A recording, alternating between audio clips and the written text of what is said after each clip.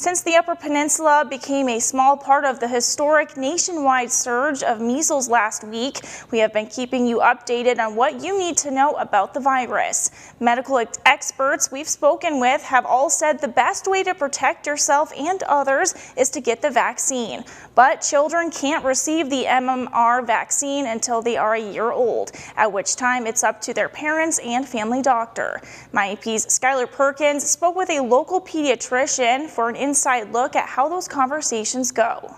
People are digging in and trying to find out what is measles, what is measles, because it's here now, it's in our community. From the year 2000 to 2024, only 3 people died from measles in the U.S.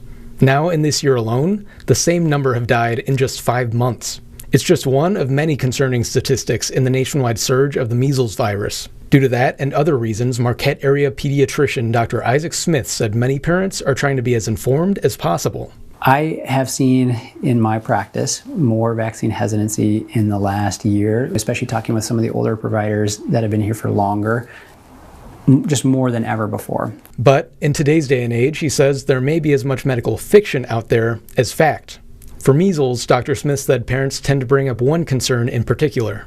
I would say this is the most common myth that's associated with the MMR vaccine, is that the MMR vaccine causes autism. Now, Dr. Smith told us that information does come from a scientific study, one published in The Lancet in 1998, that claimed a link between autism and the MMR vaccine. But according to him, most medical experts say the study wasn't conducted properly. As a matter of fact, it was done in such a way that it seemed fraudulent, to a degree where it was considered fraudulent and stricken from the record. Dr. Smith told us with families who have concerns about vaccines, they'll often trade questions, answers, and resources over the course of several visits as he works to explain what he knows to be true as a medical expert. He said some end up trusting him, and others don't.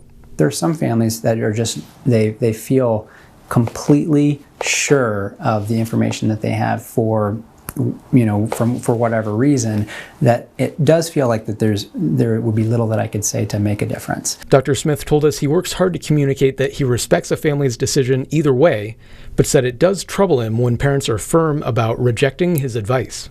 Well, I take care of their kids no matter what. So eventually, if this continues, I would be the one that would be admitting their kiddo to the hospital or trying to help organize a transportation on a fixed-wing aircraft in the middle of the night to a pediatric intensive care unit. And it worries me. It worries me for families. It worries me for children. It worries me for our entire community to see people choose not to vaccinate. If you want to hear more, you can find our extended interview with Dr. Smith on our Facebook page. For now, in Marquette, I'm Skylar Perkins from MyUP News.